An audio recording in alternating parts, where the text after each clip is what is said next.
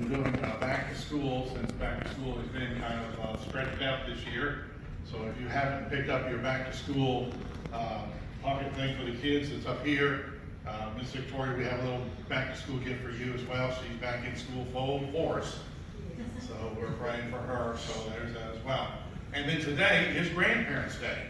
And so it's a club we've not joined, but those of you who have, there is a grandparents gift up here for every grandparent. So make sure you make a trip up here and pick one of those up too. And so just want to make sure we mention those things. All right, now prayer requests. In the bulletin, it mentions Brother Mann, Sister Mann, and Mrs. Mahoney from the Mount Tabor Church. Brother Mann has been released from the hospital, and he is in rehab now. And once they finish the rehab, he does have to go back to the hospital because the COVID affected his heart. So pray for that, as well as Mrs. Mahoney and Sister Mann are both doing better from their COVID. And Dr. Nyhoff has had ups and downs from his bout with COVID, and his daughter is in self-quarantine for COVID symptoms as well. So we want to remember that. Now, Miss Linda, what was your prayer request this morning? Mabel Carter, which is Ann's mother, and Larry's. She's in bad shape. I don't know the details, but she needs prayer. Okay. Are there other prayer requests? Yep, I still continue to pray for my friend David Holly. I've been trying to help him and just trying to, there's nothing else I can do for him. I've done all I can do. It's important in God. All right. I want to pray that God keeps working through for us, my family, my immediate family. All right. Sean? The girl that I went to school with, Pastor Steve, she's battling cancer for the second time or third time maybe. She goes tomorrow and has a spot removed from her liver. Her name's Samantha Wade, and we'll remember her family. Steve, Ray Pollard has some surgery this week on his ear. It's a little cancer spot there. They want to check on it, take off. And I believe it on the cataract too. He's having a second cataract too. Okay. Yeah.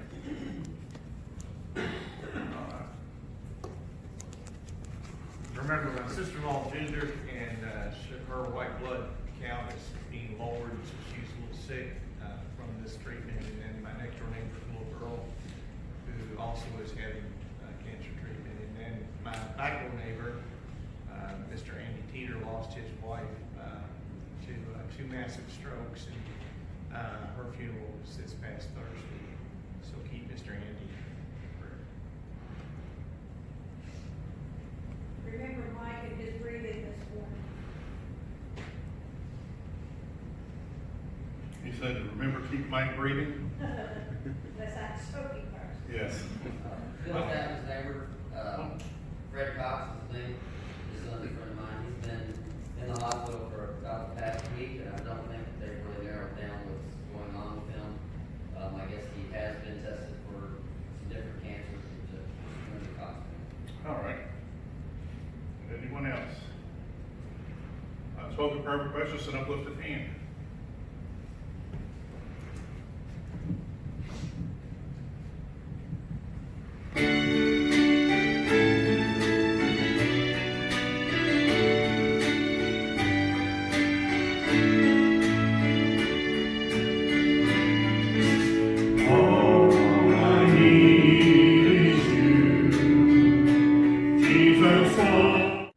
All right, well, last week, I talked to you on our superhero theme about origins, where superheroes came from, and where we come from, how God blesses us. Today, we're going to look at a different direction. We're going to look at their vulnerabilities, those things which are the superhero weaknesses. We were in Cincinnati yesterday. My brother Ron came down and met us in Florence and then drove us around. He was our chauffeur. And his GPS, of all things, was Batman. The voice of Batman. And he said, turn right, turn right. Said, then he said, pothole, this reminds me of Gotham City. And then he would say, police ahead, I wonder if it's Commissioner Gordon. So it was kind of unique that a superhero was helping guide our superhero as he drove us around town yesterday. Vulnerabilities or weaknesses, liabilities, helplessness. And of course, Batman's friend would be Superman.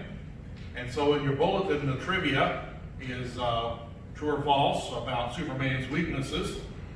And kryptonite is mined from the planet Krypton. Well, that's false. It's not mined. The planet exploded and pieces of it fell to Earth. Of course, that's supposed to be where kryptonite comes from. Is it always green? Yes, it's always green. If you put a piece of kryptonite inside an iron block, it won't affect Superman. That's not true. It's lead that blocks the effect. And then as the final question was, it's been said that Superman's greatest weakness is his love of humans, and that is the truth. Supposedly, of course. We're talking about a cartoon character, but no matter how strong we are, we need to remember that we have vulnerabilities as well, weaknesses. We understand better when we know what our weaknesses are, and then we are more likely to succeed in our spiritual life. Now, 2 weeks ago, when I started the introduction to this, was the day I wasn't feeling very good, and I mentioned to you that I was wearing superhero socks with a cape on them. My socks had a cape.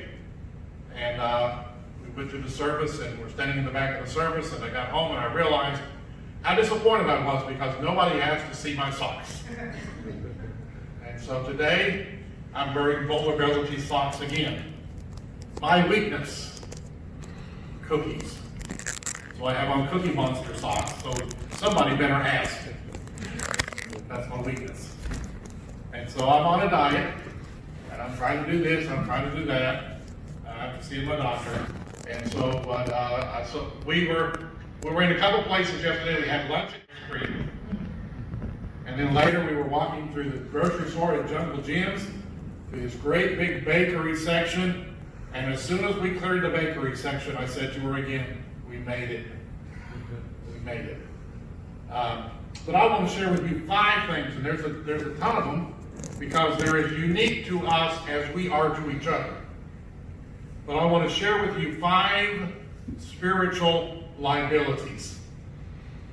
5 things that can weaken, damage, or destroy your spiritual life. And as I'm sharing them with you, it's appropriate that this is Grandparents' Day. Because grandparents, you can use those to help save your grandchildren. Parents, you can use them to save your children.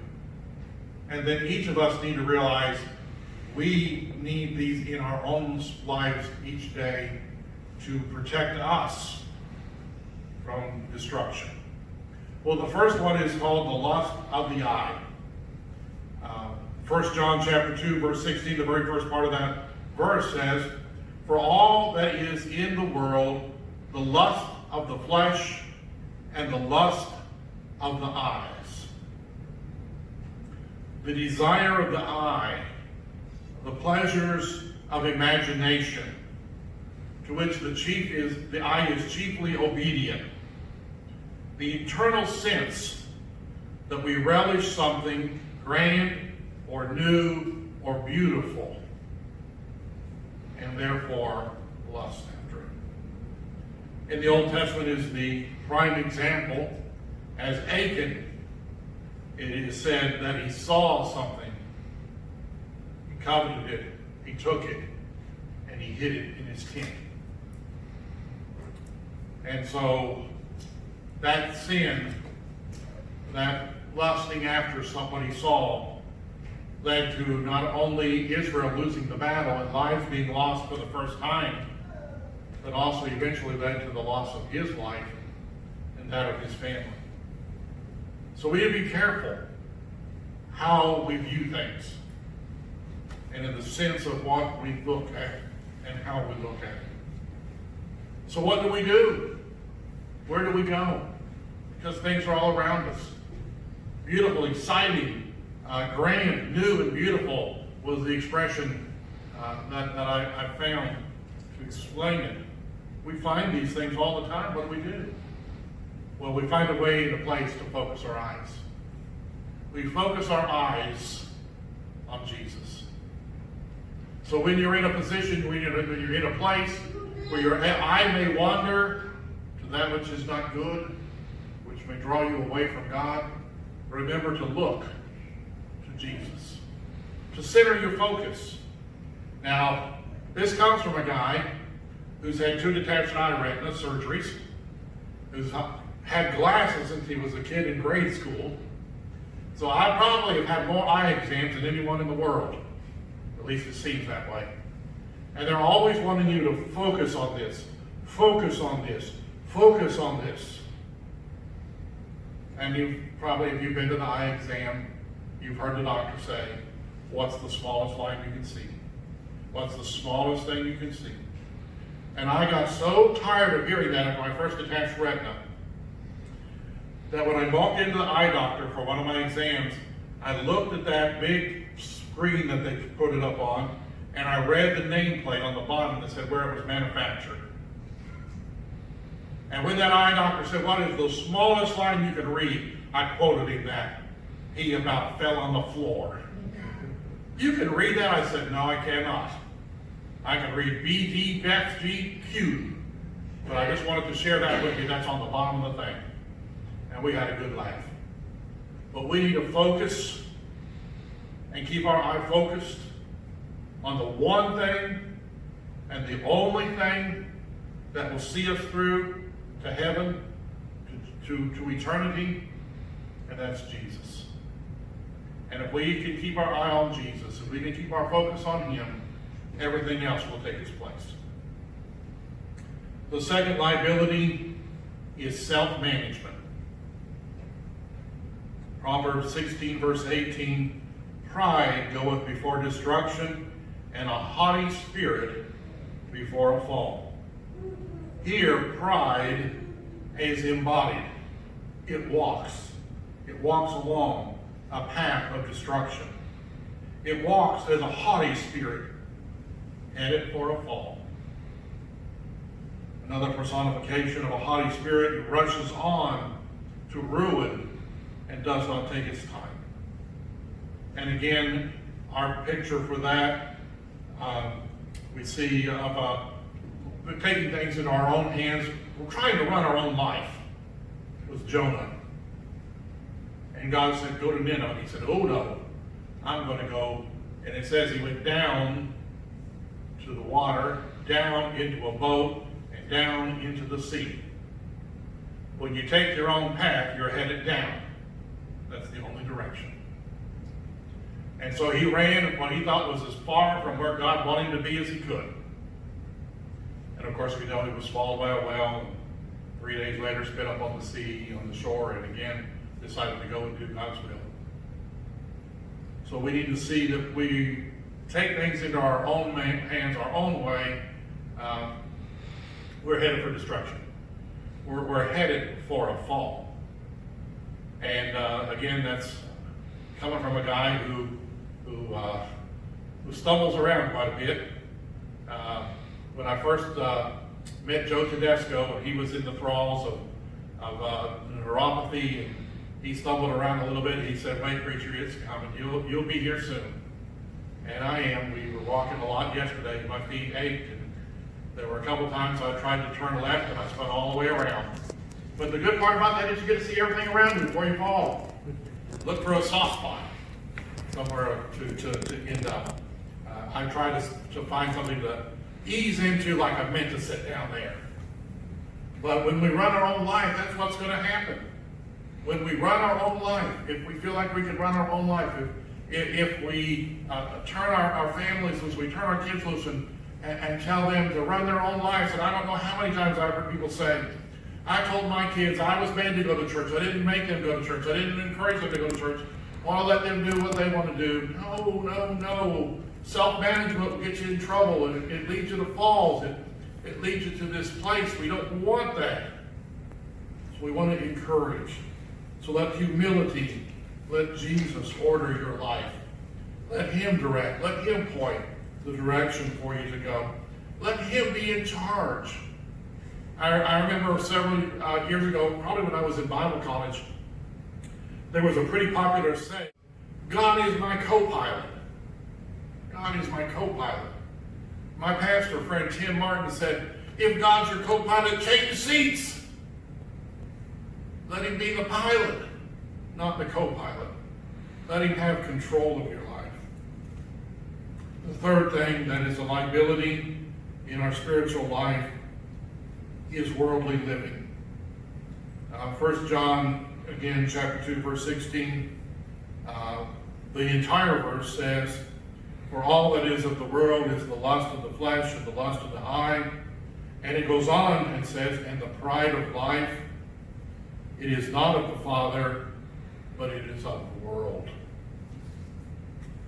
Nothing of these inordinate attachments either comes from or leads to God. They are of this world. They begin, they flourish, and they end. Things of the world have a beginning, a flourishing, and an end. They deprave the mind, they divert it from divine purposes, they render it utterly incapable of spiritual enjoyments.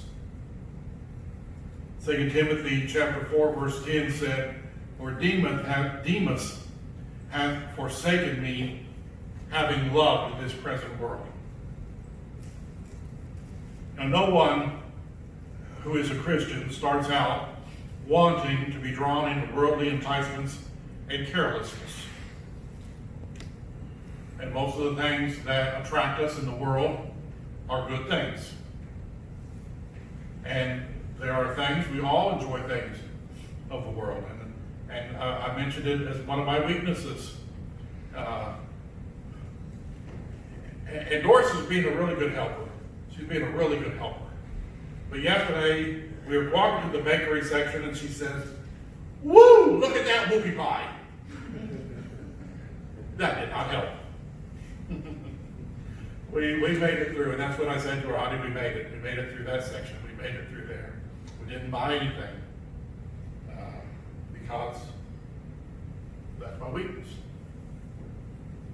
And so there are all kinds of things in the world that will attract us, that will get us to smack our lips, to say that looks good, that looks exciting, that looks interesting. But we need to realize it is of the world. And we do not want to be in that section so that it will not be an unending thing. There is a game that we played as kids. And we called it Dare Baits. And one person was it. And everybody else tried to get as close to that person as they could without that person touching it. And if you got too close, and the person that was it turned and got you, you were it. And they tried to get as close to you as they could then without getting caught. And then if they got caught, they became it. And that's the same game the world is playing with us today. How close can you as a Christian get to sin, to evil, to worldliness without being touched? Without becoming it. How close can we look? How close can we act? How close can we be and not be the world? We need to be careful, and we need to see this. We need to die to the world and be sanctified today. The fourth thing that's a spiritual liability, and this is the first one, that we don't have any choice in. We can look at different places. We can not let ourselves manage ourselves, and we can try not to be worldly. But the fourth one is just the difficulties of life. Matthew 6:33 says, But seek ye first the kingdom of God and his righteousness, and all these things shall be added to you. We cannot control what's going on in our world today. Boy, I wish we could. Christopher, my son, loves to play video games, and there's a button on his video game machine, I've seen it, and it says restart. Restart. Boy, there are several times 2020 I wish I could restart this year. How about you? Let's get rid of this sickness. Let's get rid of these injustices. Let's get rid of these hurricanes. Reset, reset, reset. Come on. It doesn't work that way. So we have to take the things and seek the things that are good to replace the things that are bad. Saul in the Old Testament saw everything that was going on and what was expected of him as king. He went and hid. They found him hid among the stuff, it says.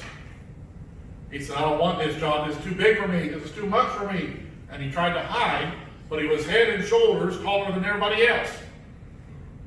Yeah. It'd be like Eddie trying to hide behind Lena. Wouldn't work.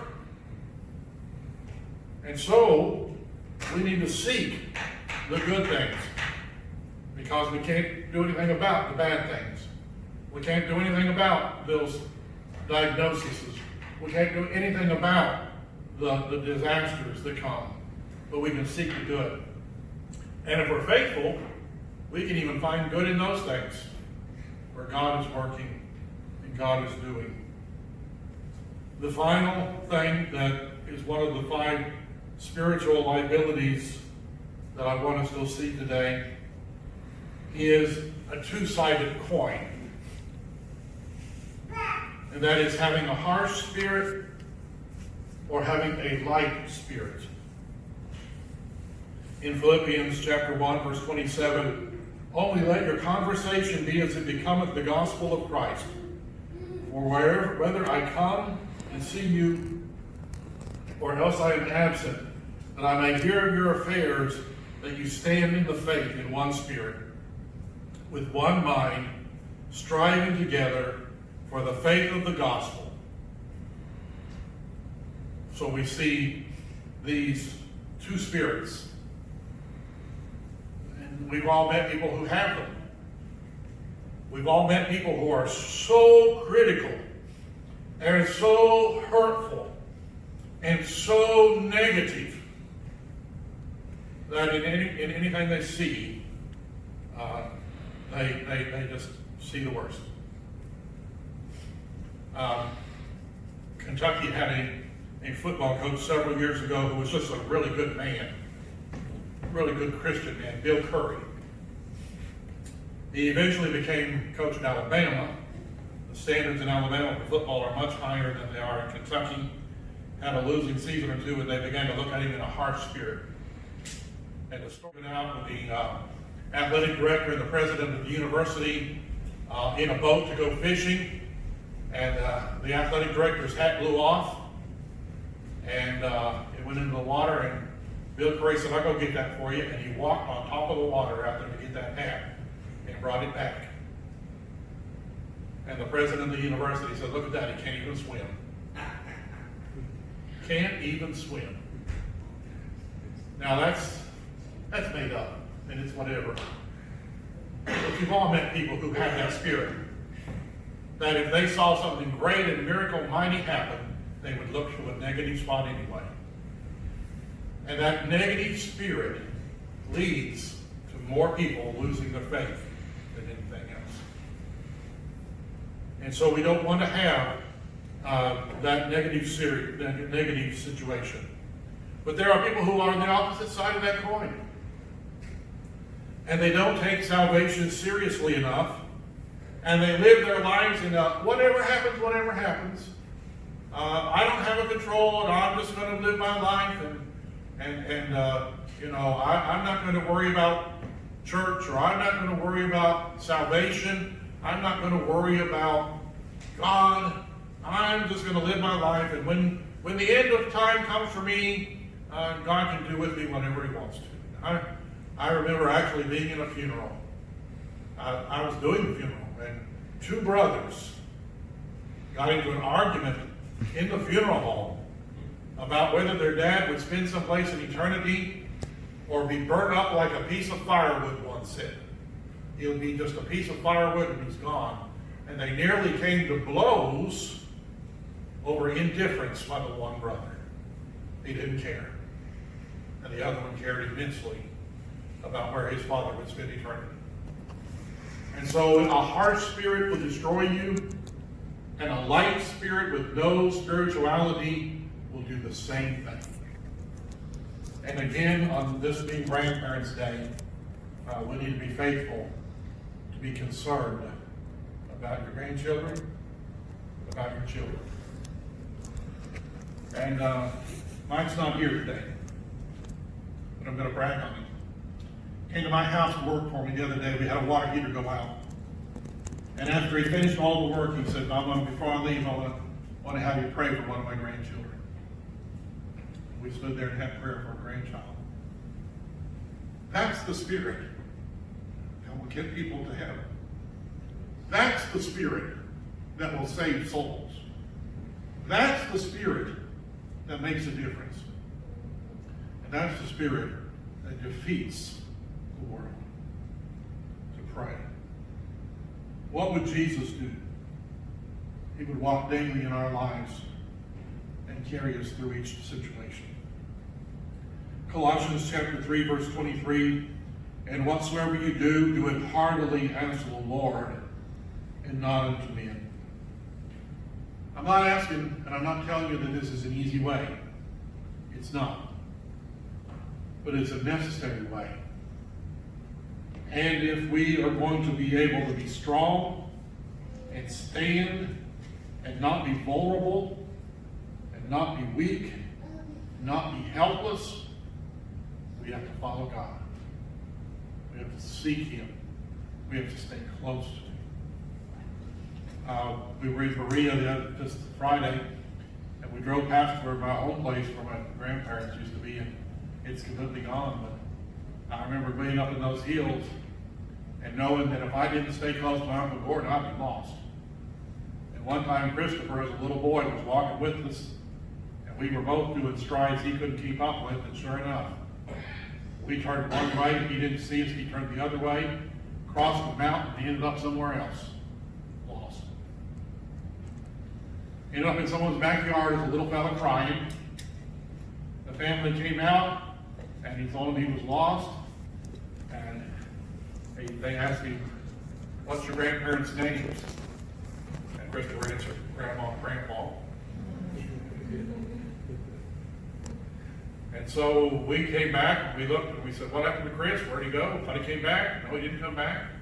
And we began to pray, and Gordon and I headed back up the hill, and the phone rang. It was a neighbor. She had called one neighbor, and she had called the second one. The second one was the right one. She said, we're bringing your little boy home. When we stay close to God, we won't be lost. We'll be right where He wants us, in His presence. We won't have the weakness. We won't be drawn away. We won't be lost. He will give us the strength.